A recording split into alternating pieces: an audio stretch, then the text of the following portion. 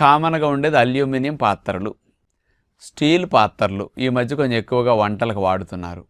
నూనె లేకుండా తింటే మంచిది, నూనె తగ్గించి వాడుకుంటే మంచిదని నాన్ స్టిక్ పాత్రలు.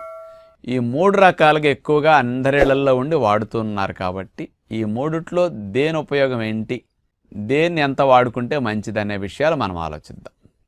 వీటన్నిటిలో పోలిస్తే అల్యూమినియం పాత్రతో పోలిస్తే స్టీల్ పాత్ర బెస్ట్ అండి.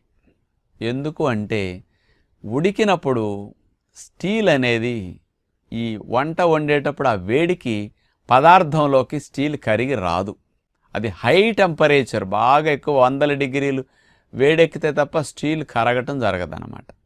అల్యూమినియంకు ఉన్న గుణం ఏమిటంటే ఇందులో మనం పదార్థాలేసి వండుకునేటప్పుడు ఆ పులుపుకి కానీ ఆ వేడికి కానీ అందులో వేసే పాలు పెరుగులకి ఇలాంటి పదార్థాలతో కెమికల్ రియాక్షన్ జరిగి